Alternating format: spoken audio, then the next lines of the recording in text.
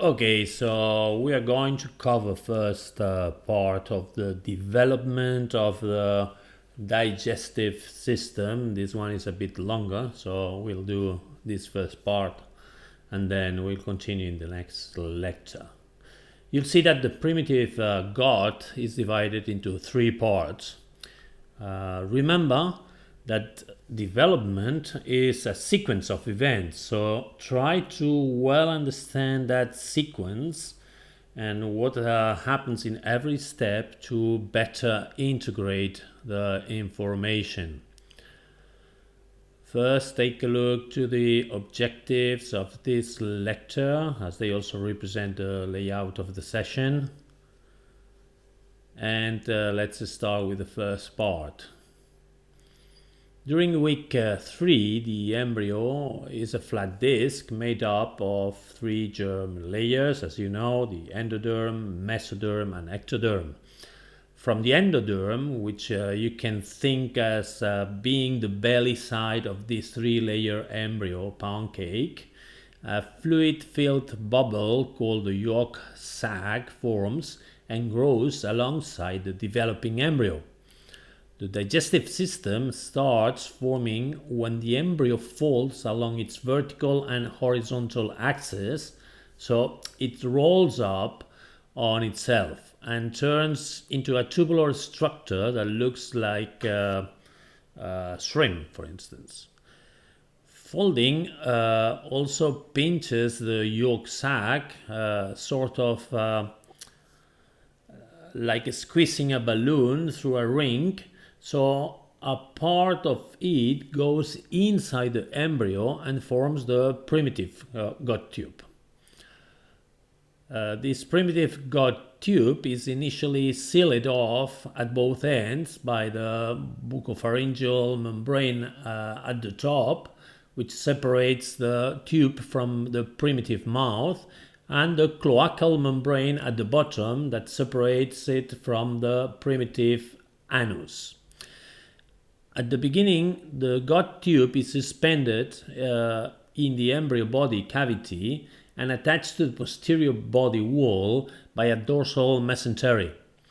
This mesentery also provides a pathway for vessels, nerves, and lymphatics coming from the dorsal wall and that supply the gut tube. This tube is divided into three parts based on the arterial blood supply. So the first portion is called the foregut and is nourished by the celiac artery. The middle portion is the midgut and is nourished by the superior mesenteric artery. And for a short while, the midgut communicates with the yolk sac through the vitelline duct, which is eventually incorporated into the umbilical cord. But you know this structure will regress, will disappear. Excuse me.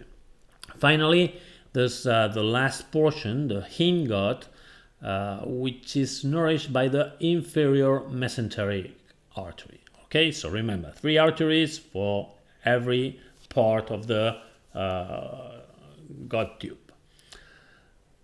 This hindgut ends with the cloaca, which is the primitive common drainage site for the urinary system, the genital, and the digestive system. Due to rapid proliferation of the inner epithelium at the beginning, the gut tube obliterates, but as you'll see later, it is recanalized again, so it becomes hollow again. Remember that the endoderm forms the epithelial lining of the gut tube and is responsible for the rising of the parenchyma or functional cells of the glands, the liver, and the pancreas. These working cells need a connective tissue to support them called the stroma, which arises from the splagnic mesoderm surrounding the inner epithelium. Okay, and this is for general information of the foregut. Let's see now the foregut derivatives, so for every part. Okay, remember this foregut is supplied by the celiac artery, and this foregut will give rise to the superior part of the digestive tube up to and including the first half of the duodenum, which is the beginning of the small intestine, and also the liver, the gallbladder, and the pancreas associated to this part. At the very top of the foregut, starting at the bucopharyngeal membrane, there's the primitive pharynx, which is initially just 5 sets of symmetrical pharyngeal arches. These pharyngeal arches turned into various bones, muscles, cartilages of the head and neck, and the last 2 arches give rise to the final pharynx. Below the pharynx, the foregut gives rise to the esophagus. And let's go to this structure. So in this region, there's an outpouching of endoderm called the lung bud, and it sprouts from the anterior wall of the foregut, as we just saw in the previous lecture on the respiratory system. During week 4, the tracheoesophageal septum forms a barrier that separates the lung bud from the foregut. The anterior compartment develops into the trachea and lungs, and the posterior compartment develops into the esophagus. The esophagus has an epithelium and glands that come from the endoderm, while the muscles of the esophagus, they come from the surrounding splanchnic mesoderm. The epithelium proliferates, and as I said before, it fills up the lumen of the esophagus, turning it into a solid rod of tissue. But by week 8, due to recanalization, the esophagus turns again into a hollow tube.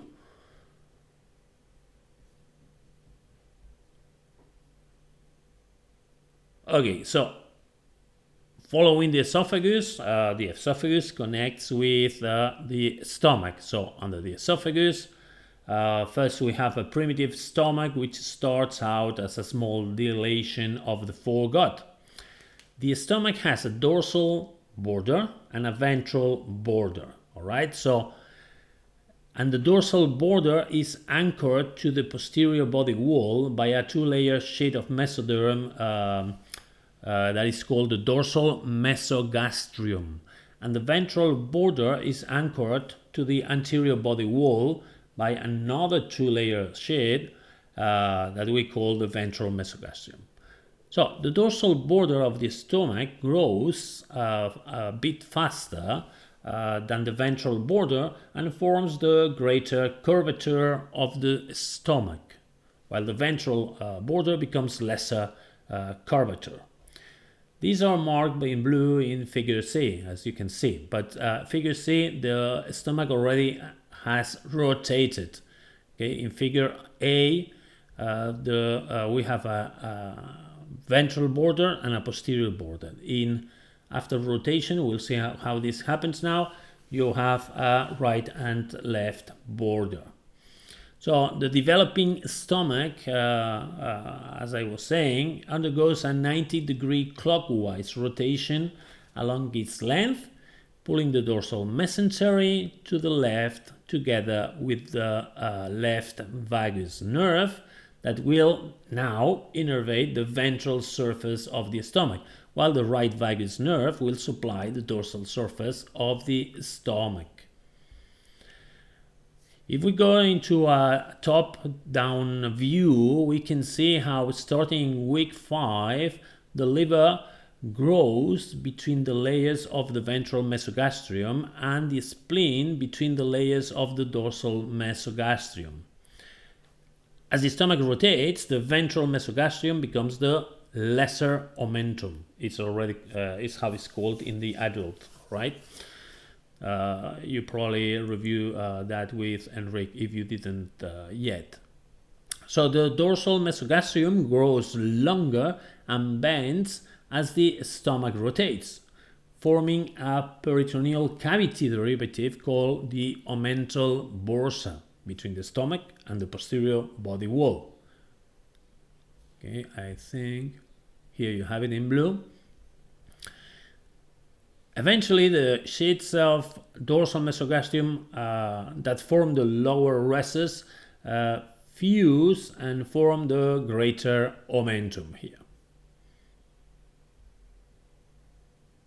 Okay, so finally the stomach rotates once more, but this time in a frontal plane. You have it here represented in a blue round. So imagine looking at it from the front and how it's rotating, as you see by the arrows.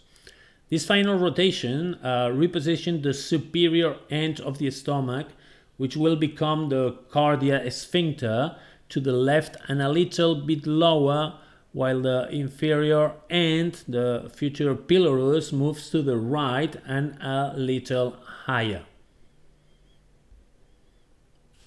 Okay, below the stomach there's the developing duodenum. The first two sections of the duodenum derive from the last part of the foregut. The rotation of the stomach turns the duodenum into a C-shaped loop, which with the middle of the C on the right side. And the last portion of the foregut also has tiny tissue buds that grow quite large and develop into the liver, the gallbladder, and the pancreas. The liver bud, also known as the hepatic diverticulum, gives rise to the liver, the gallbladder, and the biliary duct system. This bud forms inside the ventral mesogastrium and produces hepatic cords of hepatoblasts that extend around the hepatic sinusoids that are filled with blood.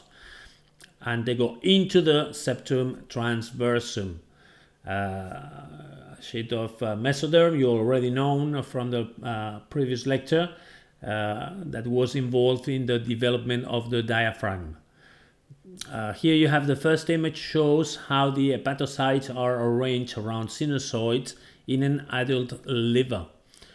The liver bud separates into two parts, a larger superior portion that becomes the liver and a smaller inferior part that will become the gallbladder, as you can see here in the black and white images, how the liver, gallbladder, and the pancreas here are developing.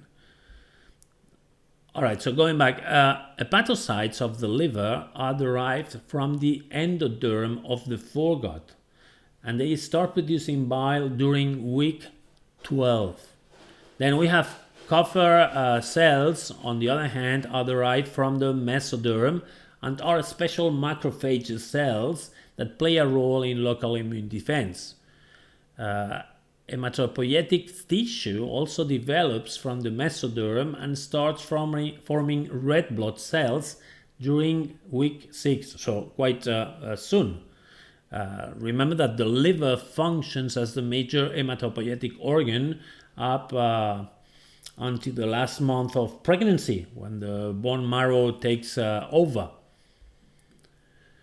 As the liver grows bigger, it stretches the septum transversum to form the ventral mesentery, whose part ventral to the liver is named the falciform ligament, and the part between the liver and the stomach is named the lesser omentum.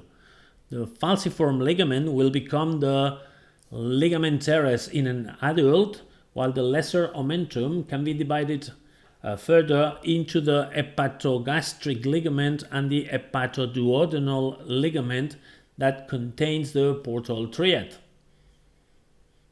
Right, so in this image you can see the adult disposition of these structures we just mentioned. I think this is from, I don't remember all the book. Okay, so this is by now we will stop here because this lecture is long, and in the next lecture we'll continue with the development of this digestive system. And let's see now if you have any questions about this part. That's all, folks.